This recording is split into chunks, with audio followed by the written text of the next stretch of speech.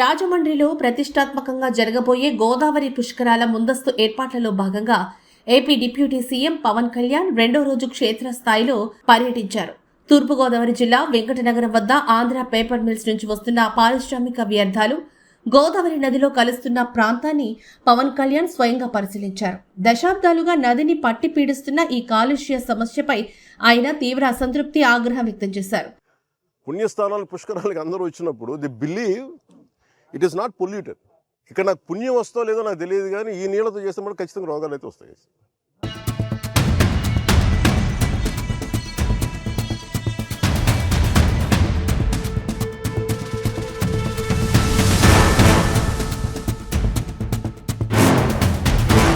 పుష్కర్ ఘాట్ అంటే కూర్చోబెట్టి అందంగా 4-5 అలంకారాలు తీర్చిదిద్దడం కాదు కదండి. రేపు పొద్దున్న మిమ్మల్ని కదా అడుగుతారు టూరిజము.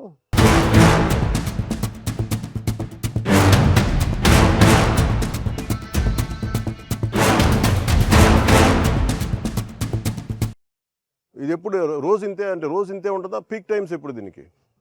పీక్ టైం ఎప్పుడు చెప్పండి. నదిలోకి విడుదలవుతున్న కలుషిత నీటి శాంపిల్స్ ను సేకరించి వాటిని పరీక్షల నిమిత్తం ల్యాబ్కు పంపించారు. ఇలాంటి కాలుష్య పరిస్థితుల్లో మా తెలుగు తల్లికి మల్లెపూదండ గేయంలోని లిరిక్స్ మార్చాల్సిన దుస్థితి వచ్చిందని ఆవేదన వ్యక్తం చేశారు.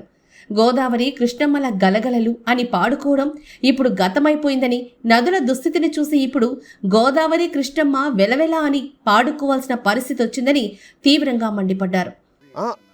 నేను అనేది ఇప్పుడు కూర్చోబెట్టి ఇప్పుడు అలాంటప్పుడు పుణ్యస్నానాలు పుణ్యనదుల పేర్లు ఎందుకు? మనం గోదావరమ్మ, మా తెలుగు తల్లి, కృష్ణా గోదావరి గలగలలు, బిలబిలలు ఎందుకు? ఇవన్నీ ఆ పద ప్రయోగం ఎందుకు? మా తెలుగు తల్లి పాడకూడదు, మానేయండి. మా తెలుగు తల్లి ఇలా కాలుష్యం కూర్చొని విలవిలని మాట్లాడాలి మనం. నదిలో కలిసే కలుషిత నీటిని ఎవరు త్రాగినా ప్రాణాలు పోతాయని, అసలు ఈ నీటిలో ఎవరైనా పుణ్యస్నానాలు చేయగలరా అని ప్రశ్నించారు. పుణ్యస్థానాలు పుష్కరాలకు అందరూ వచ్చినప్పుడు the believe it is not polluted. ఇక్కడ నాకు పుణ్యం వస్తో లేదో నాకు తెలియదు, కానీ ఈ నీళ్ళతో చేస్తే మనకు ఖచ్చితంగా రోగాలు అయితే వస్తాయి. వేదికలపై ఎప్పుడూ కులాలు, వర్గాల గురించి మాట్లాడడం కాదు, పర్యావరణంపై కనీస కామన్ సెన్స్ ఉండాలని హితవు పలికారు. అక్కడే ఉన్న మంత్రి కందుల దుర్గేష్ను ఉద్దేశించి మీరైనా ఈ సమస్యను పట్టించుకోవాలి కదా అని సీరియస్ అయ్యారు.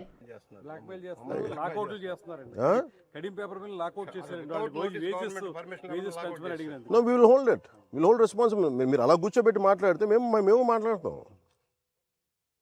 Environment is a bigger damage కదా. మీరు ఉద్యోగాలు ఉపాధి పోతే పోద్ది. వాళ్ళు మీరందరూ మత్స్యకారులు అండి. మీరు ఎంతమంది మత్స్యకారులు మీరు ఉన్నారమ్మా?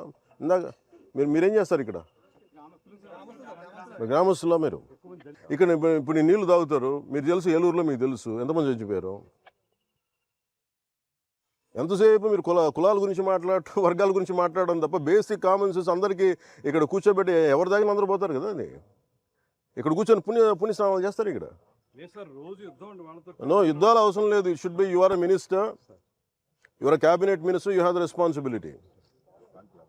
నన్ can keep on questioning us. రమ్మని చెప్పండి, నాతో చెప్పండి ఆ మాట వచ్చి నాతో మాట్లాడమని చెప్పండి, నేను మాట్లాడతాను. రాజకీయ అండదండలు చూసుకొని పరిశ్రమలు ఇష్టారాజ్యంగా వ్యవహరిస్తే ఊరుకునేది లేదని పవన్ కళ్యాణ్ గట్టిగా హెచ్చరించారు. మాకు ఫలానా పెద్ద లీడర్లు తెలుసని పరిశ్రమల యాజమాన్యాలు చెబితే సో వాట్ అని అడుగుతున్నా. రేపొద్దున కాలుష్య భరించలేక ప్రజలు తిరగబడితే ఏం చేస్తారని ఆయన ప్రశ్నించారు. పరిశ్రమలతో తామేమీ నిరంతరం యుద్ధం చేయాల్సిన అవసరం లేదని, కానీ చట్టాన్ని మాత్రం కఠినంగా అమలు చేస్తామని స్పష్టం చేశారు. పుణ్యస్థానాలు పుష్కరాలకు అందరూ వచ్చినప్పుడు the believe it is not polluted. ఇక్కడ నాకు పుణ్యం వస్తో లేదో నాకు తెలియదు, కానీ ఈ నీళ్ళతో చేస్తే మనకు ఖచ్చితంగా రోగాలు అయితే వస్తాయి.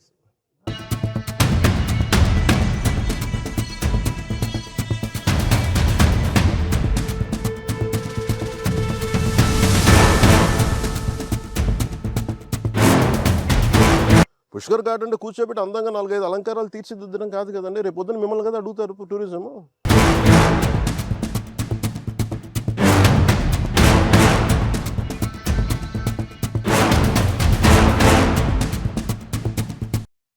ఇది ఎప్పుడు రోజు ఇంతే అంటే రోజు ఇంతే ఉంటుందా? పీక్ టైమ్స్ ఎప్పుడు దీనికి? పీక్ టైం ఎప్పుడు చెప్పండి. కాంతిలాల్ సార్, మీరు you have to speak madam. మీరు if district review meet these are the things you should tell. 500 కోట్ల ప్రాఫిట్లు సంపాదిస్తున్న వాళ్ళు వీళ్ళు చేయట్లేదు సార్, ప్లీజ్ డైరెక్ట్. ఏదైనా వస్తుంటే మీ మన ఆఫీస్ నుంచి ఏదైనా ఉంటున్నాయి, పొలిటికల్ ప్రెషర్స్ ఉన్నాయి, please address it. This is what I wanted review meeting should be. Otherwise final ఏమవుతుందంటే by the end of your life it will be your conscious it will weighing on your consciousness. Why do have to feel guilty? At least from your side కాదు, మీరు PCB కూడా చెప్పాలి, at least from your side send a notice, ఇట్లా ఉంది violation, you don't have to take action. మీరు రికార్డులో లేకపోతే ఎట్లా? మీరు అంత కమ్యూనికేట్గా లేదు. మరి మేము చెప్పేది వేధించమని నేను చెప్పట్లా. They have to come for a discussion. మీరు ఇదే చెప్పండి, మీరు కూర్చోబెట్టి నేను కూర్చొని sir I'm not going to leave this. They have to make themselves accountable. Any issue I'll speak to CM, no. Any issue I'll speak in the cabinet. If too big an issue కూర్చోబెట్టి పెట్టుబడులు పారిపోతారంటే sir అందరూ ఇలా చేస్తే పెట్టుబడులు ఎక్కడి నుంచి ఎక్కడ పెడతారండి? మాకు తెలియదు ఒక ఇల్లు కట్టాలంటే గొయ్యి తవ్వాలని.